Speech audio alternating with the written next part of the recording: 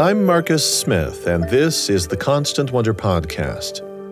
In this episode, as we've often done previously, we'll be looking for the miraculous in what seems perfectly mundane. If there is magic on this planet, it is contained in water. That line comes from Loren Eiseley, a famous 20th century nature and science writer. So just how magical is this tasteless, odorless, colorless, inorganic chemical compound? Our guest today lives in the thrall of water.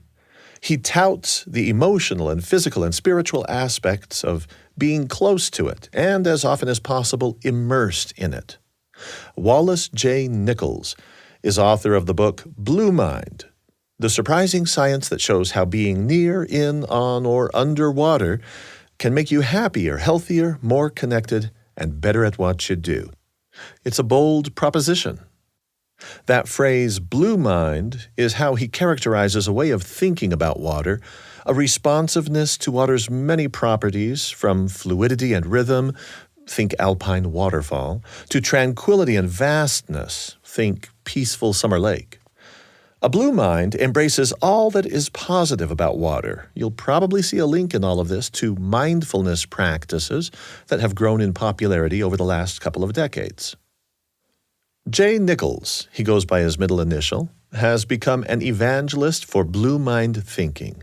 For over a decade, he's spoken and taught and presented wherever he can, inviting people to think about water's contribution to wellness, explaining its impact on the human spirit. Here's something about Jay that helps explain his long-standing motivation. It's a very personal reason, from a very young age, for immersing himself in water. I started to recognize that I like it better in the water or under the water or on the water. And part of that was I stuttered pretty severely. I was called shy. Now they call people like us introverts. And underwater, people don't ask you questions. It's as simple as that. So you don't have to answer them. And I gravitated towards writing as well because I could write without stuttering. So I had that pull towards nature and wilderness, and in particular, watery places. Nature, wilderness, watery places. With these kinds of passions, a man like Jay should never have been recently subjected to the terrible irony of a forest fire that wiped out the family home he and his wife had built themselves from reclaimed Douglas fir and stone up in the Santa Cruz Mountains of California. That fateful event in 2020 will be part of this story, as well as a 2012 setback involving serious physical trauma to his body. Here he is recalling 2020. After the fire, there was a bit of a vibe that was, okay, blue mind guy, let's see if it works. If this thing you've been talking about helps you with this devastating trauma brought to you by fire. Before getting to those two chapters, we need to hear how water tantalized him in his formative years. I'm talking preschool. If anyone was ever destined to have that title Blue Mind guy, I've come to believe that nobody was a more likely candidate from the get-go. And just to show you what I mean, I asked him about his earliest memory in life, a dream he had just as he was anticipating his third birthday. In this dream, he and his party guests were served tea in fancy teacups. And my teacup became extraordinarily large. It just kept growing. And then my friends and I, we just all dove into the teacup and went free diving, essentially. And the game was to dive to the bottom of the teacup to find a gift that everybody was to receive. And the gifts were these iron figurines. And one of my friends got a race car. I got an iron bear. We dove down for them and came up with them. And then we sat on the edge of the teacup and ate peaches. So that was the dream. Very cute, fantastic. And I loved dreaming that dream so much that every night I would try to dream it again. And I think that's how it remained a memory, because at that age, it's really easy to forget a lot of things, almost everything. But because every night, even still, talking about it makes me feel very happy. And so as a little boy, I would try to dream it, and sometimes successfully, sometimes not. And that carried the memory, that earliest memory of water, really, of swimming and diving, was in fact a dream. Over the next several years, Jay's fascination for the world around him would expand, as childhood worlds do, from that simple dream of diving for a metal bear in a teacup. But his joy in discovery of this wider world was still quite often tied to water. In a special creek he used to play around in, he got to know real life forms that live and breathe, and even a few that snap, like turtles. I'm going to say that he became infatuated with turtles. It was with his brother and some cousins in those teenage years that he first started behaving remarkably like a research scientist, going after data in the field. We used to go to Cornfield Creek, the off branch of Chesapeake Bay, and go out on the piers and catch snapping turtles. And the way we caught them was to tie chicken necks onto strings and then throw the chicken necks into the bay. And lo and behold, those snapping turtles would come along and chomp down on that chicken neck, and you pull the string slowly and get your net ready. And sometimes this big shell and this big head would come up to the surface, and you scoop them up. And then we'd pull that chicken neck out of their mouth, paint a number corresponding with the number of turtles we'd caught that summer, and then release them. Sometimes we'd capture a turtle and it would already have a number on its shell, and we'd write that down. And sometimes it would be a brand new turtle, and that one would get a number. I've never seen a snapping turtle. I don't even know how to behave myself around one. Help me out with what to do, and should I be frightened? And I already know about the chicken neck, but I don't know beyond that. Yeah. So there's one end of the snapping turtle that is worth avoiding, and that's its mouth. And they're called snapping turtles for a reason. And they can crush bone, and they can really do some damage. So when you're handling them, you want to maneuver yourself, especially your digits and your hands, your feet, your legs, carefully away from their mouths. So getting a chicken neck out of their mouth is an ordeal. Carefully painting a number on their shell is as well. So you're kind of working on sort of towards the back half as much as possible. They're beasts. They're amazing animals. And they're big and strong and heavy and just kind of gnarly. And sometimes they have algae growing on them. They almost seem like a jaggedy, raggedy, big boulder with limbs and a head that can crush you. At least that's how it felt as a kid. So, you pull it up on the dock and it's an event. It's not like pulling a sunfish out of the water on the end of your fishing line. It's an event. It feels like a living dinosaur that you're dealing with. They probably, in my memory, seemed bigger than they were because I was small and they were my size in some cases, like big animals. Easily 100 pounds, a nice big snapping turtle. There's a lot of excitement and a lot of reminding each other to watch out, because it's living up to its name. It's snapping, and it's not snapping for no reason. It's snapping for you and at you. You ever see anybody get an injury? Oh, I've seen body parts inside turtle mouths and have been involved in unlocking the turtle mouth from human flesh, and it's painful. It hasn't happened to me, but I've assisted in the extraction of turtle from limb of human. A colleague that got bitten right in the inside of his leg, and it scared him a bit. He turned pale green because he was so freaked out by it. He's all right. He survived. It would freak me out. It would definitely freak me out. And it leads to a very important question, which is sometimes we can be a little Pollyannish about the wild things around us and how wonderful they are. The bison that people get too close to up at Yellowstone, and people in the Chesapeake getting bitten on the inner thigh by a snapping turtle. Does that in any way compromise your admiration for this living creature? I think it works in the other direction. I think it increases the awe and the wonder. And I think that level of respect that big, strong, or fast wild animals demand is what makes the whole experience so remarkable. A little bit of fear, a little bit of anxiety, maybe a little bit of jumpiness kind of woven into the awe and the wonder really makes it kind of pop a bit more. Maybe that's why catching those snapping turtles is so vividly clear in my memory, even though it was 40 something years ago. I have to ask you about this because I'm trying to get into the mindset of you're actually doing this not just for fun, but it seems like you had some sense back then that this was important. Yeah, it felt like more than play, and it felt like more than just fun. And it felt very deep in my core somehow. And we weren't permitted, funded, given any kind of permission or approval. It was really just outside the lines, of course, but it felt purposeful in a way. And it felt, in a little kid way, kind of felt serious, like it had some substance to it. I had no idea at the time that people had a job catching turtles and tagging them. I had no idea. We just were playing and fumbling around and exploring and doing our thing.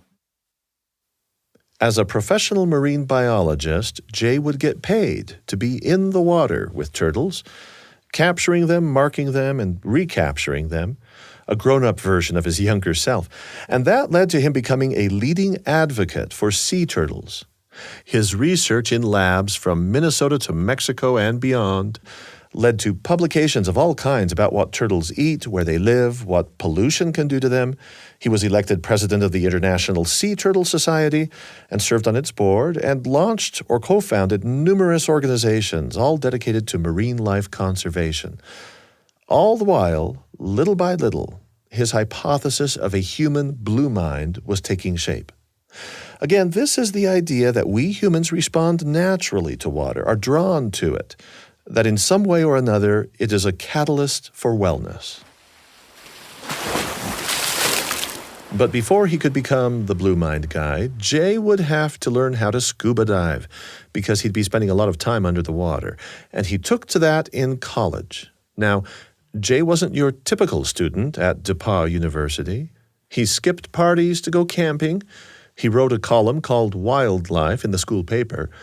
And far from any ocean, he started scuba diving. I learned to scuba dive in the world capital of scuba, which is South Central Indiana.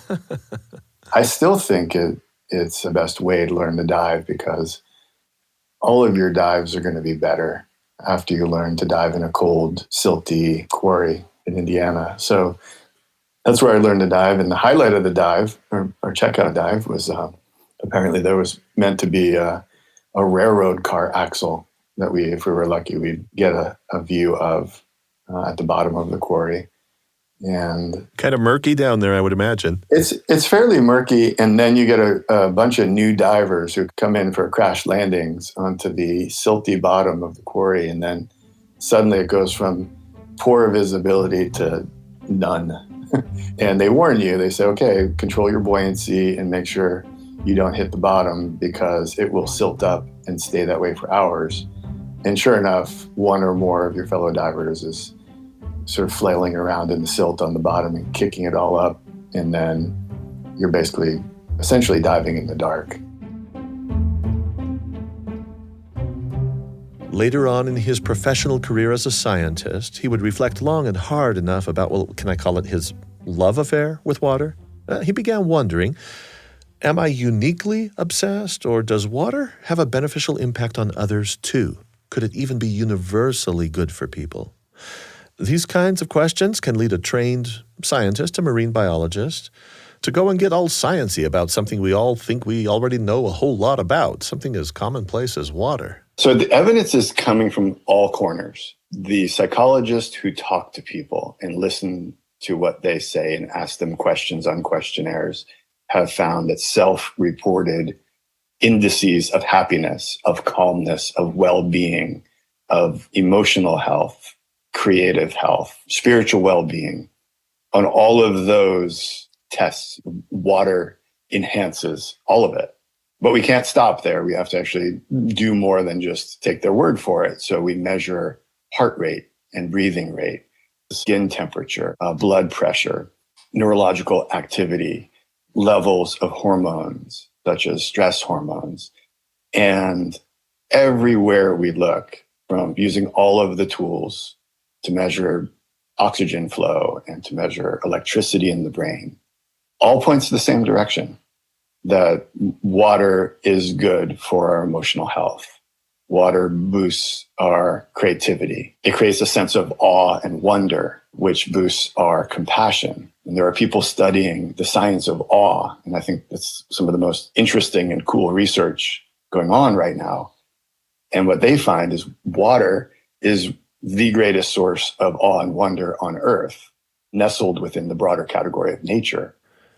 Jay would become the founder of the Blue Mind Movement, as he calls it. He's also currently a senior fellow at the Middlebury Institute for International Studies Center for the Blue Economy. That's an organization with a mission to promote sustainable human interaction with oceans and coasts. He's even been heavily involved in film production connected with conservation, and somewhere in all of this, he's found time to take up surfing, naturally. Watching people surf is easy. Imagining doing it is incredibly easy.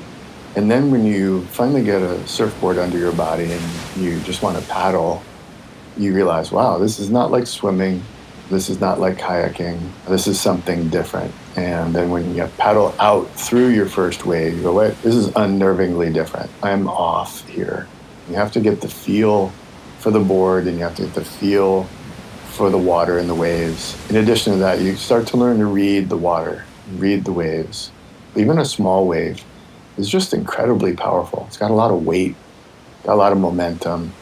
The weight of the water behind that, it's a bulldozer. And so you're navigating that. Your muscles, they're very sore after the first day and the second day and the third day.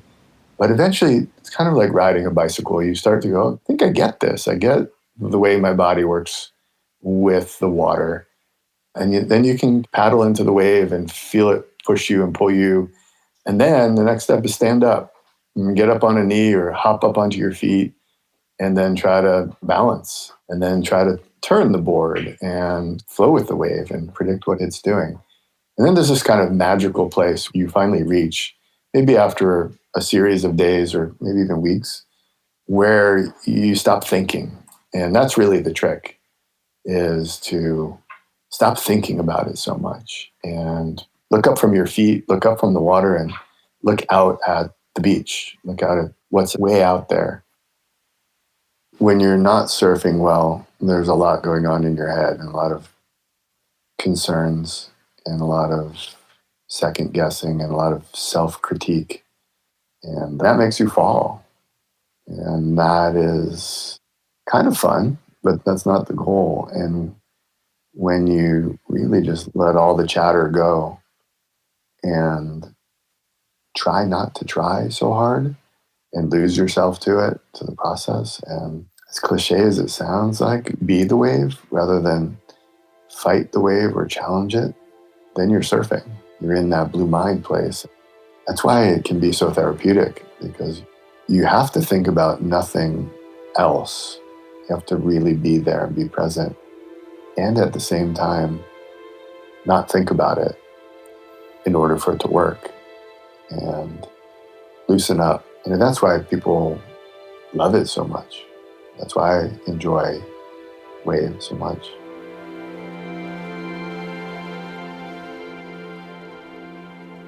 Here's an assertion that Jay made repeatedly during our conversation. We've all got our water stories, and they're pretty rich. And sometimes they involve healing our bodies. Sometimes they involve healing our minds. Sometimes they involve healing our souls. And sometimes it involves healing relationships. I obsessively talk to people about their water stories. And if I'm in a room with three people or 3,000 people, I ask, what's your water? ? I actually do know what my water is, but I've told about canoeing and stingrays in my childhood in an earlier episode. So right now, let's just consider this claim that more than two people, Marcus and Jay, have got their water stories. We thought we would canvass for a few of them from the regular folk around us, and sure enough, we found a few people who are just about as obsessed with water as Jay is. We're going to share their stories throughout the rest of this episode. Don't worry, though. We've got plenty more from Jay himself. We're going to find out a little later in the episode, for example, how water was immensely therapeutic in helping him tackle PTSD after a traumatic accident. I'm Marcus Smith, and this is the Constant Wonder Podcast.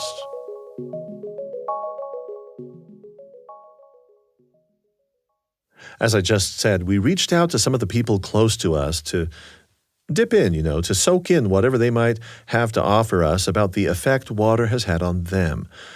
So let's meet the Director of Marketing at BYU Broadcasting, Sean Clements. In my 60 years on the planet, I've spent about 55 of those years in Southern California, mostly in South Orange County. But Sean Clements was an angry kid, right? I had quite a temper, and I would get pretty hot-headed. And my mom, Beverly, would send me outside. She discovered the calming effects of water on me, and she'd send me outside with the hose. And I would water the yard with that hose. I'd hose down the driveway. I would squirt down the cars. I love the smell of the water on the asphalt of the driveway. I would hose down everything. I'd be out there for a couple hours. It was just a calming effect on me. Now, mind you, this was all before the mega drought that has plagued the American Southwest for the last couple of decades. So I don't know that any of us these days would really encourage water consumption quite to this extent. But I'm from Sean's generation and also from Southern California. The hose running on the family driveway, all those smells he talks about, I remember it all like yesterday. But Mrs. Clements' encouragement of her son's bluish-leaning mind sank in with young Sean, and he began surfing at age 11, got hooked immediately. And I'd get out of the water. I didn't like to shower off right away. I love the feel of the salt drying on my skin. And if you're listening and you're a surfer or you've spent any amount of time in the ocean, you know that most surfers, they just carry around the salt water in their nasal passages. And I had many a time where I would, on a date or in the classroom, and I'd bend over and salt water would pour out of my nose. And I just laugh. And I always loved that. I loved that I just had the ocean with me all the time. And it was a good life. Much like Jay's experience, surfing forced Sean outside of himself, and in his case, led to a kind of transcendent experience, experiencing the divine as he sees it. I don't think I knew this at the time as 11, but it was just had such a calming effect on me. And I found that being in the ocean became almost a sacred experience where I could sit and float on the water, and it sometimes didn't even matter how good the waves were. It was just being in nature. What I would say is my favorite time to surf is always when the sun is going down. And on that west coast, it sets. That sunset on the water, it's a magical time. I feel a closeness to God that is palpable. I feel his presence when I'm sitting on the water. All living things have a spirit, and I believe the ocean has a spirit. It's a living, breathing thing. I think the earth is a spirit, and it's a physical thing and a spiritual thing. And I think when we're in that and immersed in it, it can have a spiritual significance on us and help us to heal, to step away from worldly things, to step away from challenges and stress that we all carry with us. And so to the extent I was fortunate as a young boy to be able to discover that and not really understand it, just know that I was drawn to it.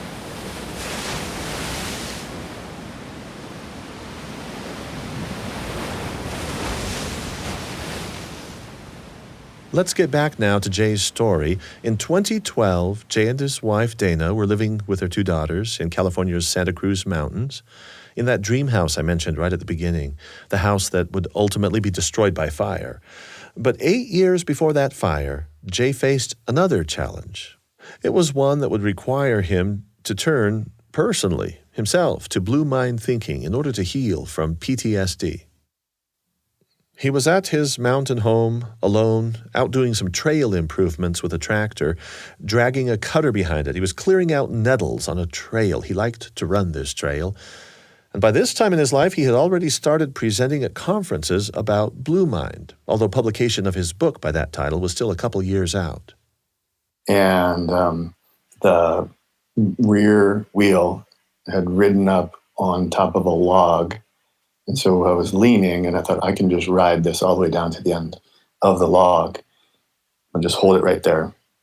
It was a pretty big log. And then the rear wheel came off the log, and the tractor lurched to the left towards the edge of a embankment. And when it did that, the embankment gave out. So it happened extremely quickly. And next thing I knew, I was rolling off the side of this 30-foot high embankment. And the tractor just rolled, and I wasn't seat belted in. It was a big Kubota tractor with a roll bar, fortunately. And tractor landed eventually at the bottom of the cliff, upside down in a creek. Still running. I was tossed out, but semi underneath it on my back in the creek. And I don't know how long I was unconscious, but fortunately face up. And when I came to, face up in the creek with the tractor running next to me, I just did a quick inventory. And so, is my head broken? Literally, is my back broken? Can I feel my toes? So quick inventory. Okay, I'm okay. The next thought was, is my family okay? And of course, they have no idea that I was even on the tractor, and they're not around. So check. And then I thought, is the creek okay? Is there any oil leaking from the tractor going into this very sensitive salmon habitat? That was my main concern. You actually thought about that? That was my third thought. I'm not going to say it was first, but it was my third thought was, am I wrecking the salmon habitat? And then I thought, I better get out of here and go get something to stop any leaking that might occur. Adrenaline was coursing through his body, and despite a broken toe, a dislocated shoulder, deep bone bruises on one side of his body, quite likely a broken rib, he ran. Single-mindedly, he ran back to his house to get something to plug the tractor leak, to save salmon and such. As a conservationist, you could say he walks the walk, or runs, as circumstances warrant. Later that day, his neighbors, much more experienced ranchers, would ultimately be recruited to get the tractor out of the creek without harming the salmon habitat there. And when my family came home, I was sitting, stripped down, got in the hot tub. I was sitting in there in a daze. And they immediately knew, like, what's wrong with Dad? He looks weird, and he's sitting in the hot tub. That adrenaline, that big cortisol hit, the stress hormones, has a long tail. It doesn't just calm down. It dissipates over a long period of time. And then there's this lingering post-traumatic stress or recurring kind of feeling of that, the injury, the trauma that sticks with you for a long time too. And a long time meaning weeks, months, years? I'm still, if I'm going down an escalator and I'm not moving, if I'm just standing, I feel like I'm going to do a cartwheel. I feel like I'm going to roll like the tractor rolled. And I just either have to hold on tight to a rail because it feels like it's happening, or I need to just boogie down the escalator. Jay's body eventually healed, but he got a diagnosis of PTSD that his family had to come to terms with. I had almost finished writing Blue Mind. I was ironically, right at the end of writing this book about taking care of ourselves using water. And so there was this opportunity to say, this is really unfortunate and painful and distracting. And I have some ideas about how to take care of myself through this that I'm going to put into practice. And I think the kids probably had a really great front row seat on Blue Mind therapy. Jay was so scarred from that roll on the tractor that he didn't want to even consider surfing again. He just didn't have the confidence that he needed to keep his balance on pitching waves. But he did eventually summon up enough courage to try it again with some help. And I had the opportunity to surf with this group called Operation Surf.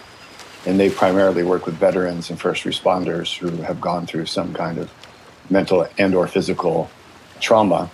And I also was apprehensive about being part of their group because I'm neither a veteran nor first responder. My injury was not related to that. And so there was an important moment when one of the veterans said, your brain doesn't care what caused the trauma, whether it was a tractor or an IED, so you're in, join us.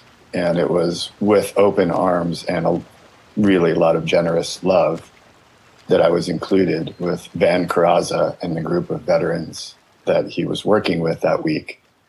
So we're out on the water, and I'm with guys that have one arm and no legs and prosthetic paddle arm on the other side. People have seen the valley of the shadow of death, literally, and are there despite the heavy trauma they've been through. And I'm just the guy who rolled a tractor up the road. So I'm feeling a little inadequate in many ways, including my own brain function. But we're out on the water, and Van is so good at this process, and he's coaching everybody and coaching all of us to just really get out of your frontal cortex, really stop thinking about it, stop trying so hard. Your eyes out on the horizon of the beach, not down on your board, not on the water, all the things that you learn in practice when you're learning to surf, but magnified because of this frustration. You know, I remember hopping up, and I knew that I had a chance to catch a nice wave. And I look over, and Martin Pollock, who's a fellow surfer and a veteran, is up on his stumps. And he's the guy with a paddle arm and no legs. And we're surfing side by side, and I look over at him, and I look out in the distance, and we just glided all the way to the beach. And that flow moment, and catching a wave with Martin like that just made it all the better.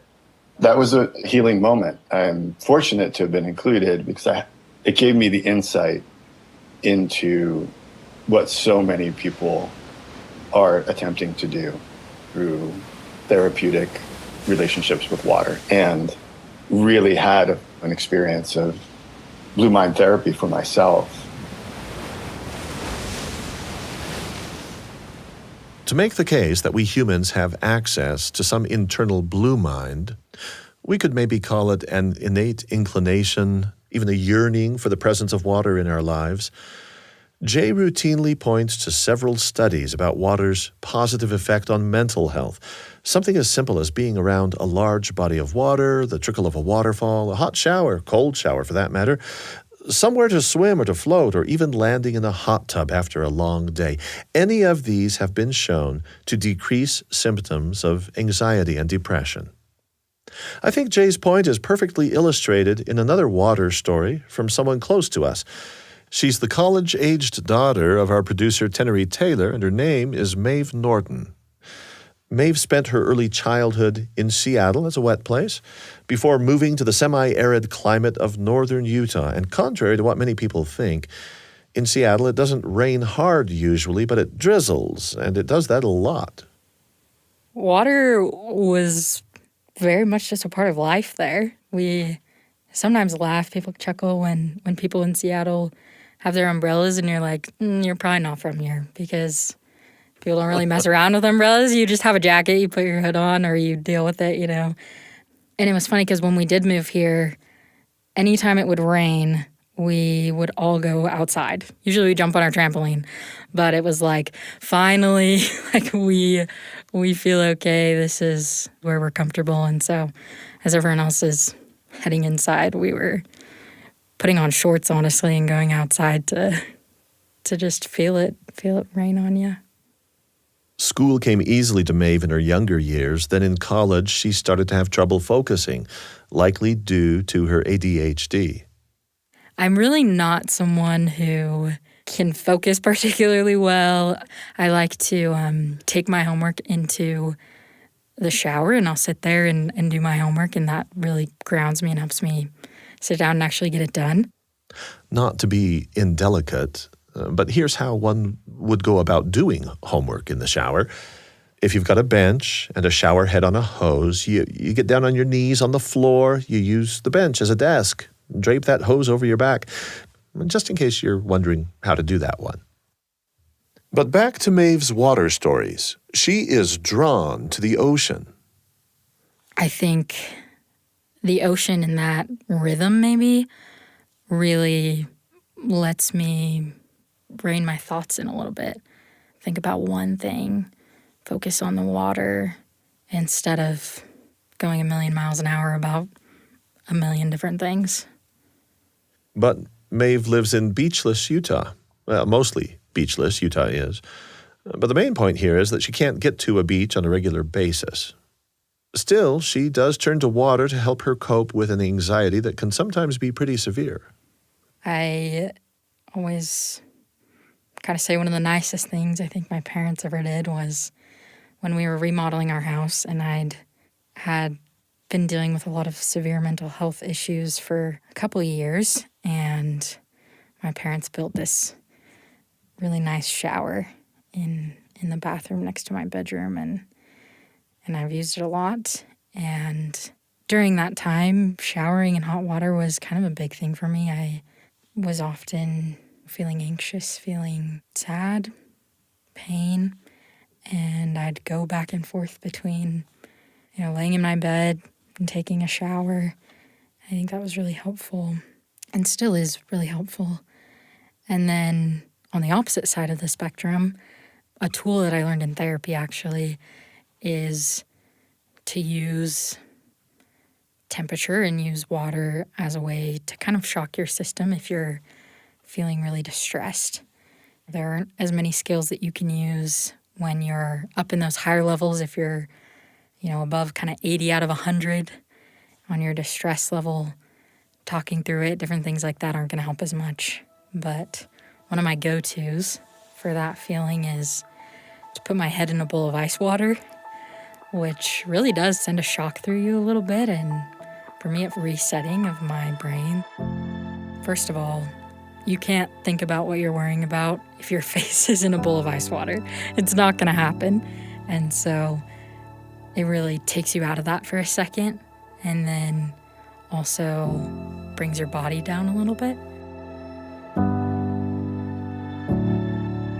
Jay Nichols, like Maeve, knows what it's like to seek out healing waters in the midst of a personal crisis. We're coming up soon on that story of how his mountain home burned to the ground after a bizarre wildfire. I'm Marcus Smith, and this is Constant Wonder.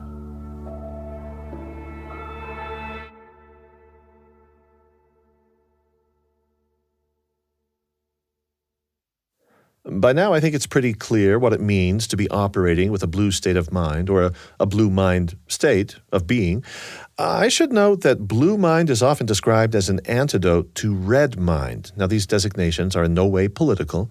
I want to be clear about that. But anyway, red mind refers to the fast-paced, anxiety-driven, on-the-grid, frenetic mode of living that so many of us suffer from. And even though many of us are looking to get a break from that relentless pace, it would be unfair of me to imply that red mind has no value. So back to my visit with Jay. I want to compare your concept of blue mind, the blue mind. This is the innate proclivity, the interest, the draw, the magnet, our love for being near, in, around water. I want to compare that with what your concept is of the red mind. And I think this is very instructive that you don't out and out reject the red mind. Yeah, red mind is our new normal. It's how we live. We wake up and it's grind time. We're encouraged to work hard, and we have a lot of screens in our lives, a lot of information, a lot of lists, to-do lists, a lot of goals. It's a grinding culture, and that's glorified and encouraged, and the information richness of our lives is amazing, truly. And so people look, maybe the first thing they do, even while they're still in bed, is check their smartphone. And it could be even the last thing they do before they close their eyes at the end of a full day. Sometimes it precludes sleep, and we sleep less. And when we get tired of red mind, we caffeinate so we can do more of it. And that isn't all bad, but if it's all you have, it will burn you out. Your body will at some point quit and break down. And that's gray mind, that burnout. It's the ashes that come after the red mind. Can I just posit something here? I want to suggest that with your concept of gray mind and then red mind before that, that if we are deeply engaged in that kind of mode of existence, we cut ourselves off from the chance to really experience wonder. Absolutely. Absolutely. There's some really important connection between what we call boredom and wonder. I can look back and think, wow, those times where I was slightly bored are the times that I went, and learned things or saw things or went in a different direction. Nowadays, every song ever written and every movie ever made are in your pocket. So boredom can really just disappear. You can always find somebody to entertain you on some app, and that's what they're there for. So those opportunities to just, calmly sit with your thoughts and the world around you and discover yourself and discover what's around you, to take the time. It takes a long time sometimes to catch a snapping turtle, and to sit and watch that string disappear under the bay. And then you watch that string slowly get taut and pull out. And you go, okay, is it a blue crab or is it a snapping turtle? And there's a whole bunch of subtleties to that. And it creates our memories and our nostalgia. So if you don't have that down, calm time, you may just miss out on that over the course of decades. So red mind comes in, seeps in, wants to take up all the space, and eventually can lead you to burnout, which is no good, really. I mean, unless you're an emo poet or musician, that maybe is where you live. But it's not otherwise very useful. So along comes COVID. People around the world were forced, because viruses don't usually invite, abruptly forced to shift out of our red mind pace of living. If nothing else very positive at all, the coronavirus set the stage for a possible emotional recalibration, a new consideration of what life might be like at a slower pace. Maybe we just traded one kind of havoc for another, but remember back to the very early months in many places, even outdoor areas were closed off to the public, which kept people from finding respite, relaxation in a woodland or at the beach. That's what happened to one of my colleagues who was in Southern California at the time. This could be you. She was forced out of that red mind space, but couldn't find easy access to any space really very supportive of her blue mind. I want you to hear this story, a water story, of one of our assistant producers, Anya Searle. Anya was living outside of San Clemente, California, when the country went into lockdown. Yeah, we had a really deep quarantine, especially there in the beginning. They closed down most public areas, and so beach access was completely off limits for a while. We were pretty cautious. My mom, when we got home from the grocery store, would have us all go into the garage and wipe down every item of food that we bought before putting it into the fridge. We were really careful about wearing masks. How nice it might have been if the nearby Riviera Beach had not been closed off to the public out of an abundance of caution. Anya's family found themselves chafing at the situation. We did feel like the beach was a safe place to be as long as we were careful, but for a long time we did respect that rule and stayed away. Until about April, May of 2020, when there was a super bloom of bioluminescent algae of a magnitude that's pretty rare. So under cover of darkness, which is the time to be watching algae all aglow anyway, Anya's family snuck past the plastic webbing that had been installed to block off the beach. As soon as we stepped onto the sand, our footsteps lit up. It was amazing. And the way that this bioluminescent algae works is on contact. So when the waves crashed, that's when it was the brightest. And so the more you moved, and the more you moved around this algae that was in the water, in the sand, and in the water in the ocean, the brighter it would light up. There's really nothing to describe it, but it just felt so healing. After not being able to go to the beach for so long, it almost felt like this one trip just made up for all of that. To be there and to have this family moment between us and this natural phenomenon that I wasn't sure if I'd ever see again was just spectacular. A radically different kind of light visited the California coast later that same summer, lightning. Now, this whole hour we've been very focused on Jay's book, Blue Mind, but we're going to turn our attention here to his latest book, one that seems on the surface to be very different from Blue Mind. It's a children's book titled Dear Wild Child, You Carry Your Home Inside You. And this book came to be because of, well, lightning is what started it all. One fateful night put Jay's blue mind to the test in a way that all of us dread. Now, I've mentioned before that Jay and his wife built their dream home in the Santa Cruz Mountains, just above California's slow coast, so-called because of the pace of life there. Couldn't be more different from the ramped-up energy of Silicon Valley, which is situated just over the mountains and redwoods to the north and east. In mid-August of 2020, their home burned to the ground. It was among the 1,500 buildings that were lost. Miraculously, only one human life was lost. A little over 2 years ago, we had this storm. It was a dry lightning storm, and it was amazing. It was the warmest night I can recall, with the strangest winds. And this storm came off the ocean, and lightning. We don't have lightning in Central California. Very rare, exceedingly rare. And 10,000 dry strikes hit the earth that night and started 600 fires. And some of those small fires connected to each other and became wildfires. And one of those fire complexes grew to over 90,000 acres and came up our canyon and burned our home and all of our things. And not just your home, you saw redwoods ablaze, mighty redwoods. Yeah, redwoods and all the other trees and 1,000 neighbors, not to mention the wildlife that weren't fast enough to move. And the other side of that fire was a moonscape.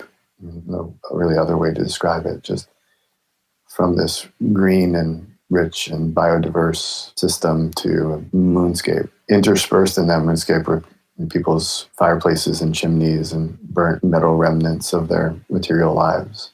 And we were fortunate to have no harm to ourselves, to our family, to our pets. But all of our stuff, including the house, was gone. And my oldest daughter, Grace, had left the day before for her freshman year in college. Went out to the East Coast with her mom and to start that chapter of her life. I went back to check on the house with my younger daughter and found the devastation and needed to communicate that with Grace. I felt the burden of doing it in a way that would keep her moving forward on her journey, her education, and the opposite coast. Because she immediately wanted to come back and help. And so there's nothing much to come back to, and you'll help most by staying where you are. I couldn't really speak on the phone. I cried, and when I heard her crying, I cried more. And so I wrote her a letter instead. The written word is my go-to, and always has been. And so I wrote her a letter and to try to hold these memories of home in a happy place and keep her moving forward. I reminded her that, her home did its job. It gave her memories, and she explored the redwoods and the coast and the tide pools and the creek and the food of the region and played hard out there and slept well in the house that we built around her, and lots of friends and family moments. We never did lock the door ever in 20 years. It was always open for people. And so I reminded her of that in this letter, and reminded her that she carries all those memories deep inside of her forever. They're in there. That letter became Dear Wild Child, the book, and it has bright, beautiful illustrations of the interior of their home, their heirloom piano, their cat, the parties they held, but it also addresses the bleak devastation head-on. And its publication meant that people started to talk to him and to his daughter about their tragedy, and Jay wondered if this was really something he should have put on his daughter, making her private experience so very public. When the book came out, we were excited. A stylized sort of portrait of her is on the cover. And I remember seeing that and thinking, wow, what have I done? Is this beautiful book now a burden? But I asked her, we had a long conversation. And much like when I published Blue Mind, it opened the door for people to share their water stories. And some of them were very heavy and beautiful and sometimes tragic and even sad. And I'm trained as a turtle biologist, not a therapist. And so I received those stories and empathized and discussed. And then sometimes after a book signing, I was wiped out in a way that I really did not expect. So I had that thought about Dear Wild Child and that this is Grace's story. And actually is a vivid depiction of her life. So I had that thought, oops, this is a heavy burden. And she assured me, she's good. She's got it. No problem. And I think she meant it. If you go on that adventure to fall deeply in love with nature, with life, with water, with forests, I guarantee it will break your heart. And that's just part of it. And if we raise children to fall in love with the world around us and with fellow humans, you can guarantee that heartbreak is part of that. And I think the other option is to avoid falling in love. Just, to me, it's a non-option. So we fall in love with each other, and we fall in love with places, and we fall in love with turtles. And then we have our hearts broken into a million pieces, and then we get up and fall in love some more, hopefully, and work and fight for what we love together, and remember all of it and keep going. Jay, what you've offered here is very moving to me, and I relate to it in a big way personally. I never know how to ask this kind of a question. You've been so generous in sharing real feelings about this. Fire and water. Beautiful, hideous. Surely, having devoted so much time for years to evangelizing in behalf of the benefits of water and the beauty of water, and the draw, the pull, the need we have for water, you've done this. You wrote Blue Mind. You're talking to the public all the time and to conferences. At some point when that fire came, I just don't know how you handled the irony of the fire entering your life and being just as potent as water. It is, isn't it? I knew that intellectually. I didn't know it in my core until I had a front row seat on a mega fire. And it is. Fire gives us life, and it will take everything, just like water. They are so compatible in ways. And then water is how we stop the fire. And I'm still figuring out how that all works together as a scientist and as a writer and as a dad. But it's a lesson and a half for sure. And the red mind, blue mind toggling is part of what I'm learning. And immediately following the fire, I felt pulled into the creek that flowed adjacent to where our house was, and I found the deepest spot and stripped and got in. And there was ash on the surface of the water and this moonscape and still smoldering stuff, possessions, and just got in and went under. And man, that felt good. I cried in the water. It felt so good. Unbelievably good.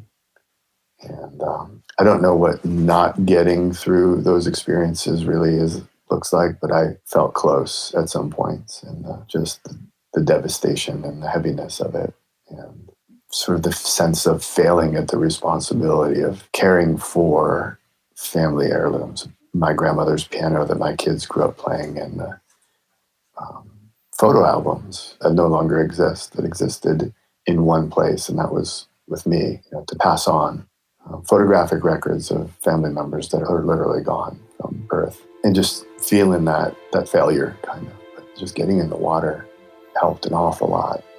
Doesn't bring anything back, doesn't really solve problems in and of itself, but the reset button is really good.